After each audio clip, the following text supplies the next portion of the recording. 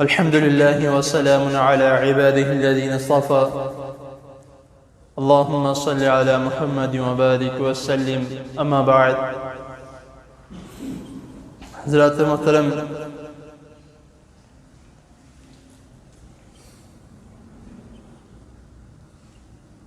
باب شروط الصلاۃ، نماز کے شرائط آپ کے سامنے بیان کیے جا رہے ہیں.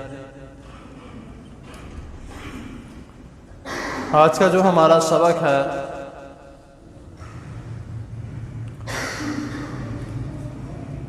اس کے بارے میں بہت کم لوگ ایسے ہیں جن کو صحیح طرح سے علم ہے. ان میں بھی موجود ہوں، کیونکہ اس حدیث کو پڑھنے سے پہلے مجھے بھی اس کے بارے میں علم نہیں تھا. اور بہت سے ایسے مسائل ہیں جن کے بارے میں ہمیں علم نہیں ہوتا، اور افسوس اس بات کا ہے کہ ہم ان کے بارے میں علم حاصل کرتے بھی نہیں. ایک مسلمان ہونے کی حیثیت سے ہمارا یہ فرض بنتا ہے کہ قرآن و حدیث کی جتنی بھی باتیں ہیں، جتنے بھی احکامات ہیں، ہمیں ان کے بارے میں علم ہونا چاہیے. کیونکہ جب تک ایک انسان، ایک مسلمان تمام باتوں پر عمل نہیں کرتا، اس کے مطابق اپنی زندگی نہیں گزارتا، تو بہترین مسلمان نہیں بن سکتا. تو اسی لیے ہمیں کوشش یہ کرنی چاہیے کہ جہاں سے ہمیں صحیح بات کا علم ہو جائے، میری بات پر ذرا غور فرمائیے گا، صحیح بات کا علم ہو جائے. کیونکہ آج کل بہت سی ایسی باتیں ہیں جن کا ثبوت نہ تو قرآن میں ملتا ہے نہ احادیث میں ملتا ہے، لیکن ہمارے وقت کی قلت کی وجہ سے، یا یہ کہوں گا ہماری سستی کی وجہ سے، ہم ان پر عمل درآمد شروع کر دیتے ہیں، جبکہ نہ کوئی ان کا ثبوت ہے، نہ کوئی اس کے بارے میں نبی کریم صلی اللہ علیہ وسلم کا کوئی حکم ہے. تو ہمیں یہ کوشش کرنی چاہیے کہ جس بات کے بارے میں ہمیں پتہ لگے کہیں سے بھی، سب سے پہلے اس کی تحقیق کی جائے، پھر اس پر عمل کیا جائے.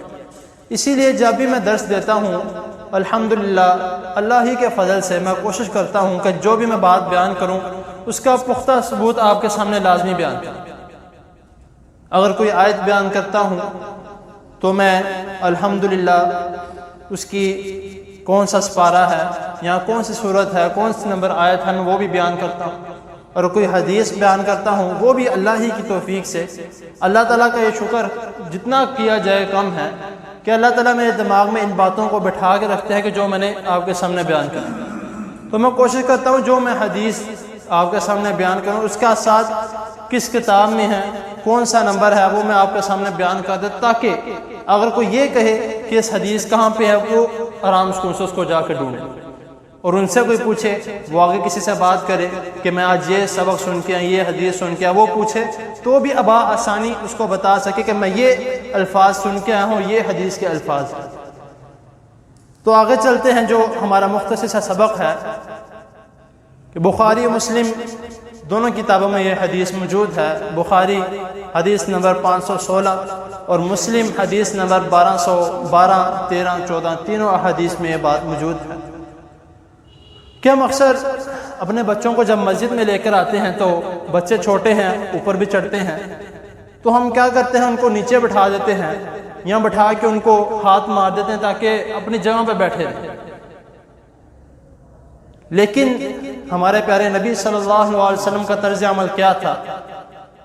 رسول اللہ صلی اللہ علیہ وسلم کی صاحبزادی حضرت زینب رضی اللہ تعالی عنہ، ان کی جو بیٹی تھی آپ صلی اللہ علیہ وسلم کی لخت جگر، جو آپ کی نواسی تھی، حدیث میں آتا ہے کہ نبی کریم صلی اللہ علیہ وسلم ان کو مسجد میں ساتھ لے کر آتے، اور یہاں تک کہ آپ صلی اللہ علیہ وسلم امامت کروا رہے ہوتے،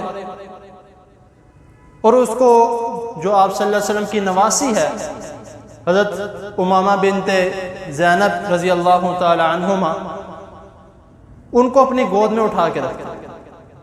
اب آپ دیکھ لیں مقتدی نہیں ہیں، امام ہیں۔ اور کس کے امام ہیں؟ کل کائنات کے امام ہیں۔ اپنی نواسی کو اپنی گود میں اٹھایا ہوا ہے اور نماز پڑھا رہے ہیں۔ اور پھر حدیث میں آتا ہے کہ جب رسول اللہ صلی اللہ علیہ وسلم سجدے میں جاتے اس کو بٹھا دیتے، ان کو بٹھا دیتے، پھر جب دوبارہ دوسری رکعت کے لیے کھڑے ہوتے پھر اپنی گود مبارک میں اٹھا لیتے۔ تو یہ ہمارا طریقہ کار ہے۔ سب سے پہلی بات تو یہ ہے کہ ادھر دیکھا جائے تو دو چیزیں ہمارے سامنے، دو اسباق ہمارے سامنے آتے ہیں۔ سب سے پہلا تو یہ ہے کہ ہمیں بچے چھوٹے ہوں تو ہمیں ان کو مسجد میں لانا چاہیے۔ وہ کیوں؟ کیونکہ ہم جب بچے کو چھوٹے سے ہی بچپن سے اس کو مسجد میں لانا شروع کریں گے تو اس کی ایک بنیاد بن جائے گی۔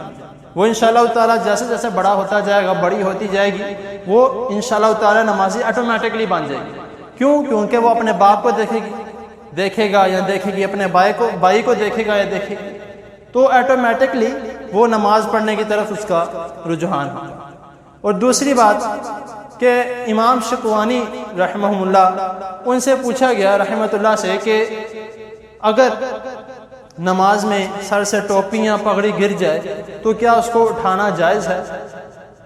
تو انہوں نے بہت ہی خوبصورت اس حدیث کے مطابق جواب دیا کہ نبی کریم صلی اللہ علیہ وسلم امامت کرواتے ہوئے امامہ کو اٹھا لیتے تھے، تو ہمارے لیے امامہ یا ٹوپی اٹھانا اس کے بارے میں کیا مذائقہ ہے؟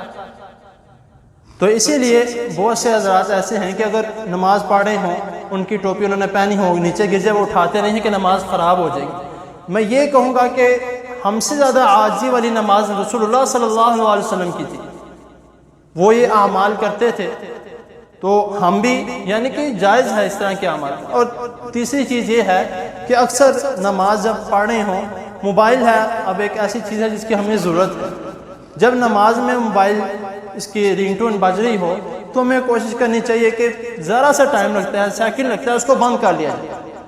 وہ کیوں؟ کیونکہ ایک تو یہاں تو ہم نے یہ کہا کہ رنگ ٹون میں ہم نے کوئی تلاوت لگائی ہے یا کوئی اذان لگائی ہے، ہم نے رنگ ٹون میں بھی وہ ایسی آوازیں لگائی ہوتی ہیں کہ اگلا انسان جو نماز پڑھے ہیں سب کی نماز خراب ہو جاتی ہے۔ ہم اس لیے فون بند نہیں کرتے کہ میری نماز خراب نہ ہو جائے، تو اپنی نماز بچانے کے لیے جو باقی لوگ ہیں ان کی نماز خراب کرنا اور ان کا گناہ اپنے سر لینا، یہ بہت بڑا گناہ ہے۔ اسی لیے چند سیکنڈ کے لیے اپنا موبائل نکال کے بشک سائلنٹ کر دیا بند، اور ادھر ہی کسی بٹن کو دبا دیں موبائل بند ہو جاتا ہے۔ تو یہ بھی اس کا بھی ہمیں خیال رکھنا چاہیے۔ اگر ہم خود نماز پڑھ رہے ہیں، اپنی نماز کی فکر ہے، تو ہمیں باقیوں کی بھی نماز کی فکر ہونی چاہیے۔ تو یہ چند چھوٹی سی باتیں ہیں، تو اللہ تعالیٰ کے حضور دعا ہے اللہ تعالیٰ ہمیں صحیح دین کو سمجھنے کے اور اس پر عمل کرنے کی توفیق عطا فرمائے۔ جزاک اللہ۔